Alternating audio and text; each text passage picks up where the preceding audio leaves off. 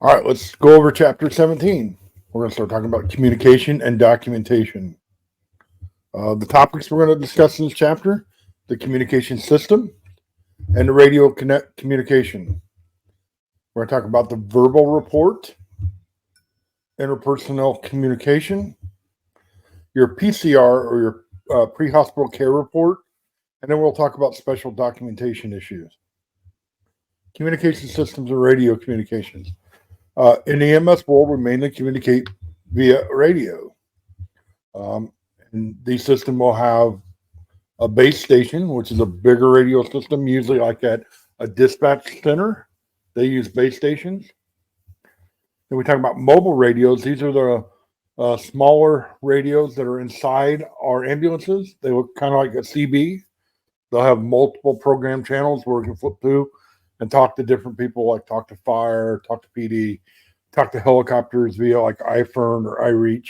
And we can also talk to the hospital on the Mercy channels. Now we got a portable radio. That's the little one that we carry on our sides. It's like a walkie-talkie. The drawback to both, well, especially the portable, is we don't have as far distance. It's not, it doesn't have a lot of power, so it won't go as far. So in order to beat this, we have repeaters. There are several different types of repeaters. You can have a mobile repeater, which is a repeater that's installed in like your ambulance. So if I'm outside the ambulance and I use my portable, I can key up, talk on it, and then it's going to transmit it back through my mobile, which has got more power, and get it out farther. Or you can have like a base repeater that sits on an antenna and it picks up the signal. It'll amplify the signal and send it out a farther distance. Sometimes we have to use our cell phones. Maybe we're out of radio communication distance, or we're just in an area where radios don't work. You have to use cell phones. Sometimes we use cell phones to call our inbound reports to the hospital. And telemetry is using like computers and data packages to send information back and forth. We just talked about that. That new technology is developing almost constant. Computers, tablets, a lot of apps and programs we can use. We have backup radio systems. Like, for example, my company uses a wave radio, which is a cellular-based type radio. If something happened to that wave, or if the wave would go down, we go back to the VHF or UHF radios. Radio systems require maintenance and repair, especially the more modern and advanced and technologically they are. They may need more maintenance and more repair. Here's a diagram of how your portable that's all the way to the left will reach a repeater tower. That repeater tower will take that and amplify it and send it out a farther distance. Same way with the mobile unit in the ambulance. Just remember that a mobile unit definitely has more power than a portable, and we can reach farther with our mobile unit than what we can our portable. The FCC, or the Federal Communications Commission, are the one who regulate all radio communication. They also regulate all cell phone communication as well. They assign and license radio frequency. They prevent interference with emergency radios. So most emergency frequencies are encrypted. So you have to have the special encryption code for that radio to be able to broadcast or receive on that channel.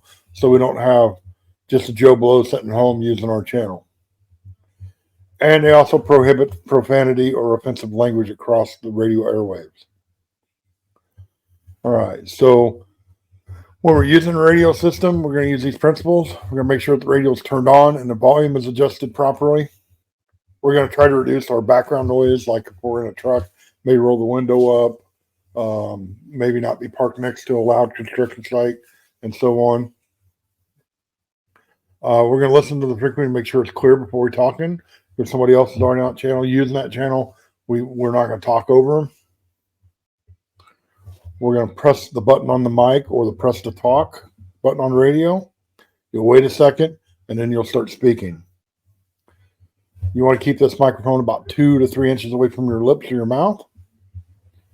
And when you're talking to somebody, you're going to say, "Hey, you, this is me." So, for example, if I want to talk to dispatch, I'm going to say, "Hey, I want to be like dispatch, Med Unit 2." And they're come back, "Med Unit 2, go ahead."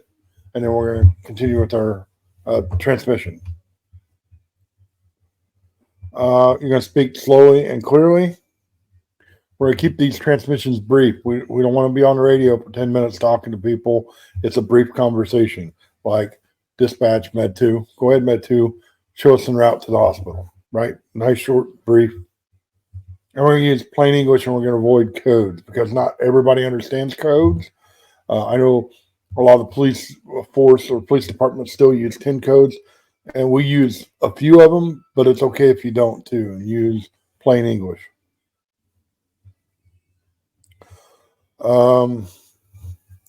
Courtesy is assumed, so there's no need to say please, thank you, or you're welcome.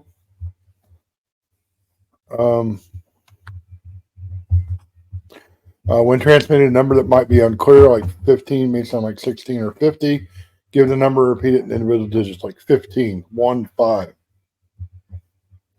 Remember that anything you say on radio can be heard over the public because of scanners. We call it Scannerland or Scanner World. We never use the patient's name over radio. And we don't use profanity or statements that would slander a person. We use we instead of I as an EMT. Affirmative, negative are preferred over yes and no. Give information about your patient, but avoid offering a field diagnosis patient. For example, say patient complains of abdominal pain rather than the patient probably has an appendicitis. Using slang or abbreviations that are not authorized, avoid using these, and use your EMS frequency only. Radio transmission through the call. Initial calls are often come in via telephone, but maybe radioed from another agency. So usually that 911 call is called to dispatch center via cell phone, but sometimes they get on the radio and say, through their dispatch, say, hey, send me another ambulance or whatever. And remember, without prompt and efficient dispatch and the receipt of valuable information, ambulance can be sent to the wrong location. That's the dispatcher's job to gather all the proper information. Remember, the dispatch records all time in the 24-hour military style. And it'll be the time of the original call, time the ambulance is dispatched, time that the ambulance reached the staging area after staging, or the time they're on the scene. They'll also take the time that you go en route to the hospital, the time you arrive at the hospital, and also the time that you're clear and available and back in service. Some dispatchers will give you time after they transmit. So if they dispatch you out, let's say Joe Blow ambulance responder 1, 2, 3, 4 Lollipop Lane for a chest pain. Timeout 12:45. So they give a time. You're like en route to call. They'll be like Med 2 got you en route. Timeout 12:48. Something like that. Remember that many transmissions are between the mobile radio within the ambulance and the dispatcher who's at the base station. In some systems, they use simple standard communications that are transmitted by pushing a button, like on a mobile data terminal mounted in the ambulance. So, for example, they have software where you hit a button when you go en route to the hospital, and they'll see it on their screen. Or when you get out to the hospital, you hit that button, and it'll go on screen. And you should carry a portable radio whenever you leave your unit. Radio medical reports.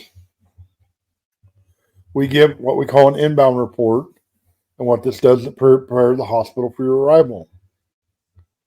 Reports may be radio, verbal, in writing, or all three. Radio reports a specific structure to present only the most important information. We're going to paint a picture of the patient in the words, right? Here's a picture of an EMT in the back, and he's giving an inbound report to the hospital using his cell phone. And in my area, a cell phone is usually what we use to do our inbounds. Your medical radio report should include your unit number and the level of provider. For example, Med 2 BLS. Your ETA, your estimated time of arrival, we have a ETA of 10 minutes. You're going to give the patient's age and sex, like I have a 14-year-old male. Chief complaint, what you're called for or what the chief complaint is, not what you're called for necessarily. You're going to get a brief, pertinent history of the present illness or injury.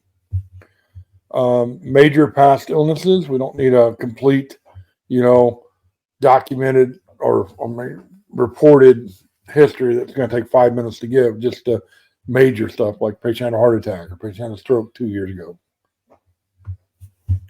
We will report their mental status, their baseline vitals, pertinent findings we found on our physical exam, any care that we gave, and we're going to advise the hospital the response to that care. And if we had to contact medical control, if we had questions, we're going to report this on our inbound.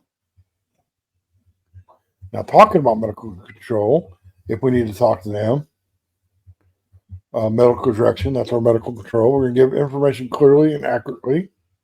You'll receive orders or denial for medication procedures, and you'll repeat those orders word for word. And if for some reason the order is unclear, you just ask them to repeat it. You have the doctor repeat it. And if the order seems inappropriate, we're going to ask the doctor about that order. We're not just going to blindly give a medication just because a doctor told us, right? He's not there. He's not on scene. He's not seeing everything we're seeing.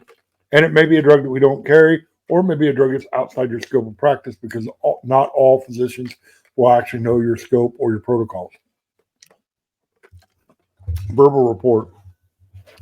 This is the report that we're given to the nurse at the ER, or we're given to the nurse at like a nursing facility when we're doing discharges, or on transfers to a nurse when we get there. It's given upon arrival at destination. You will introduce your patient by name. You'll give a complete and detailed report. So what's the elements of this report? The chief complaint, any history that you did not previously give on your inbound report, assessment, treatment given en route, what did you do en route, and any additional vital signs you've taken en route. Now, they won't want to know 52 sets of vital signs. Usually it's your baseline and your last set is what they want to know. Interpersonal communications. We have to provide, as EMTs, we have to communicate with other people involved in patient care. For example, first responders. When we get there, first responders may be on scene. We have to be able to communicate with the first responders or the EMRs. Advanced EMTs and paramedics, when they're coming in to do an intercept, we have to be able to communicate with these personnel. Home health care aides, family, nursing staff, doctors, these are all in the same category. We're going to speak candidly and respectful to gather information about the patient and complete any necessary and appropriate transfer of care. So we're going to speak respectfully to anybody we're handed off to or anybody we're getting information from. Therapeutic communication. This is communication techniques that we learn by experience. And it may be more difficult with those in crisis. And remember, everybody can always learn better communication skills, how to improve it, and to be more effective in your communication techniques. We're going to use eye contact, show interest, attentiveness, and comfort, right? Be aware of the patient position and body language. Be aware of position and body language. We want to face the patient at eye level with arms down. We walk in, we're standing above our patient, arms crossed, or we're going to look aggressive, and our rapport is not going to be very good. And in certain instances, we may have an individual or a patient that may recall for a psych call. We go in this posture, and that may actually anger the patient, and now we've made the situation worse. So here they're down to the eye level of this patient, and he's holding her hand, he's communicating with her. Remember, when we're communicating with patients, we're going to use language that they can understand. No giant, medical jargon or big medical terms. or medical terms in general. And we're going to explain all procedures before we do them. And be honest. Dishonesty will ruin your confidence and rapport. And once you lose that rapport, it's very, very hard to get it back, right? We're going to use their proper names, sign of respect, especially with older people. One of the first things I do when I go into a patient's home or whatever, I will say, hello, my name is Jim. This is my partner, Joe Blow. What is your name? And they usually will tell me what they want me to call them. We want to listen. It's important to establish trust. So if I'm not listening and appear not to be listening, you're going to lose rapport because they're going to think this guy don't care. Here it is, positioning at eye level, talking and listening to your patient. Special considerations. Always be compassionate and respectful of your patients, correct? Some people have mental disabilities and don't understand, can get a little anxious and confused. Some patients have visual or hearing impairments, and we don't assume that all elderly patients have hard of hearing or hearing loss, so don't go in and scream at them into their face. And some people may have a language barrier. We just have to work around that. A good way is with your phone. There's tons of apps out there that'll do translating for you if they don't have a family member there that can do it for you. Pediatrics, come down to their level and be truthful. Remember, we talked about this in an earlier chapter, that pediatrics or children are human lie detectors. They will catch you in a lie, and if they do catch you in a lie, you just lost that rapport and you'll never get it back. All right, now we're going to talk about your PCR, your pre-hospital care report. It's a written documentation of what happened during the call. The written documentation definitely went away. You may still see it in some areas, but in most areas we went to some sort of electronic PCR. There are several forms. You can handwrite it. You can use laptop, tablet, pen-based computers. There's also a thing called a drop or a transfer report. This is an abbreviated form of like an ePCR that we can leave at the hospital when we don't have time to complete our report and leave it there. Patient care records. It's the document of finding and treatment. It conveys a picture of the scene and enters into a patient's permanent medical record. Remember, your ePCR will become part of the patient's permanent medical record. It's a legal document, and as all legal documents, it can be subpoenaed and used as evidence. It may help the patient win a case, and it may be used against you in a case of negligence. So remember this. That's why we teach proper documentation, because it is a legal document. They also use this for administration data, like insurance information and billing information. Education research, for clinical research, statistics, continuing education, and tracking your EMT's personal experience. We definitely use them for quality improvement. We can use a routine call review. We can make sure that it's compliant to your standard of care. We can reveal providers deserve special recognition. If they've done a great job, give them an attaboy. Or we can also see where there's room for improvement. They use this for data entry too, your PCR. The data entry is developed by the National Highway Traffic Safety Administration, or NHTSA. There are more than 400 elements to this data entry. And there's a minimum data set available for nationwide. So this means there's a minimum amount of information we have to put in these PCRs. But that could be adjusted by state and agency.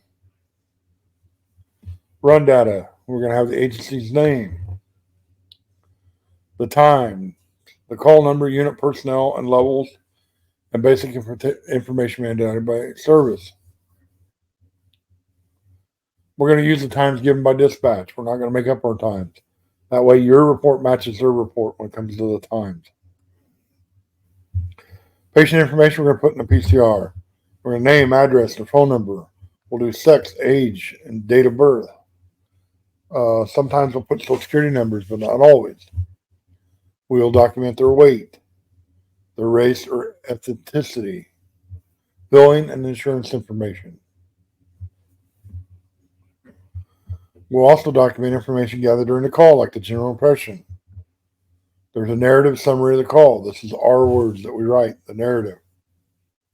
Physician's prior aid, past medical history, physical exam results, vital signs, if we take an EKG or an ECG, procedures and treatments, medications we gave, and all other information required by your service. And our transport information, like where did we transport, where would we take this patient. Now let's talk about your narrative section.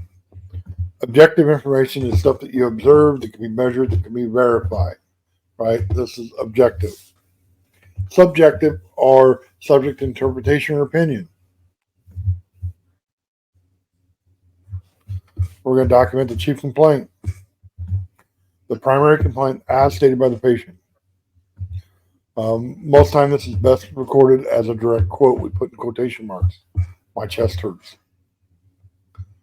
We're going to document any pertinent negatives. These are important negative findings. For example, in certain conditions, we expect certain findings or symptoms, and with this patient, we're not seeing that. That's a pertinent negative. Like, for example, a lot of patients who have chest pain have difficulty breathing. If we have chest pain with no difficulty breathing, we're going to document that he didn't have difficulty breathing. That would be a pertinent negative. We're going to avoid radio codes and non-standard abbreviations. And I'll add to that, if you use abbreviations, make sure you know what they are years down the road. Or if you get called into court or whatever, you will know what that means. Write legibly or use correct spelling. In today's world of technology, like I said, most of our PCRs are EPCRs, electronic patient pre-hospital care reports, and most of them will have spell check on there for you. PCR is a reflection of your care. Remember that. And if you're going to use medical terminology, make sure you use the appropriate. And here's a good one. If you didn't document it, you didn't do it. Even if you did do a procedure, but if you didn't document it, you can't prove that you did the procedure. So it's a saying in EMS, if it's not documented, you didn't do it. Special documentation issues.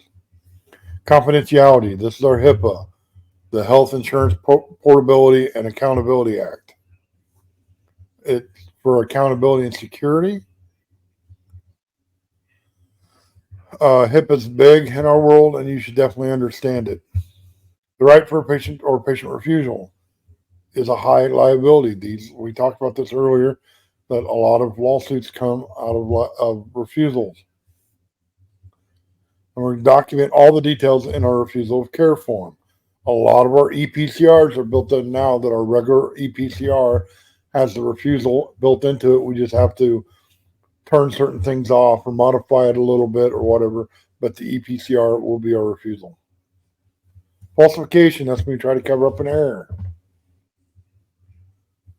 Or you document that you did something that you didn't do or you forgot to do. That would be falsification.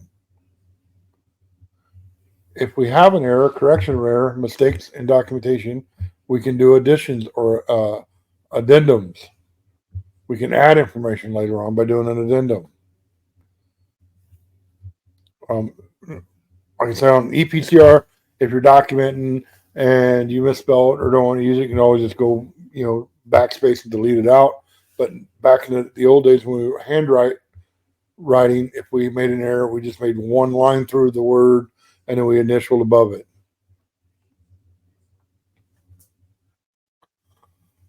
Mass casualty instances can be a logistic problem for EMS, and documenting for individual patients may be difficult. And because it's time consuming and we don't have that time. Care and evaluation for several providers at different times and locations. Important to keep information with patients from an MCI scene as they move through the system.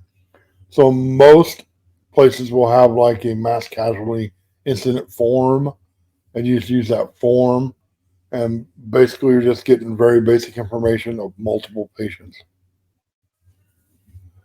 Special situation reports, exposure to infection disease. So any of these, we're going to have to report these. So if you get exposed to an infectious disease, if you got injured or another EMT got injured, you're going to report that. A hazard, a hazardous or unsafe scene will document it or report it. Referrals to social service agencies will definitely report that. And you are mandated reporters for child abuse, elder abuse, crimes involving firearms, domestic abuse, all kinds of stuff like that. Excuse me. Chapter review. When calling in patient information, include these elements: your unit and the level of provider. This is an inbound. Your estimated time of arrival, patient's age and sex, their chief complaint, their brief pertinent history of the present illness, any major past illness, their mental status, baseline vitals, pertinent findings on your physical exam, any care that was given by you, the EMT, and then we're going to document or report how they respond to this care. Did they get better? Did they get worse? When we're calling in patient information, you include these elements. If you had to make contact with medical direction, we will put that in there. When completing the pre-hospital care report or PCR, include the following: patient's name, address, date of birth, age, sex, billing information, nature of the call, mechanism of injury, location where the patient was found, treatment administered before the EMT arrives, like by bystanders or first responders, EMRs. Signs and symptoms, your baseline and subsequent vitals. When completing hospital care, you're going to do your secondary assessment, your care administered and effects of the care on the patient, and changing the condition throughout the call. Remember, a PCR may be a legal document in a court proceeding. You should complete this PCR as soon as possible after the call, because you're going to remember more information after call than if you did a day or 2 days later. Remember that data from these PCRs will help determine future treatments, trends, research, and quality improvement. Your report should paint a picture of your patient and their condition, accurately describing your contact with the patient throughout the call. Emergency medical communication comes in many forms and is essential to a team-based care. The medical radio report is structured to present pertinent facts about the patient without providing more detail than necessary. So they're designed to be short and sweet and to the point, right? Verbal report is our handoff report that we're going to give at the hospital, nursing home, or whatever. We'll include the chief complaint, any history that was given, additional treatment given, and additional vital signs and route. So it's just building on that inbound report that we gave earlier, and now we're doing a more detailed report to the nurse. Interpersonnel communication is often challenging in EMS. Adapting best practice can improve communication capability significantly. Remember that confidentiality, patient refusals, and falsification of a report are all important legal concepts that an EMT must consider when they're documenting a call. All right, that'll do it for chapter 17. We will see you for chapter 18.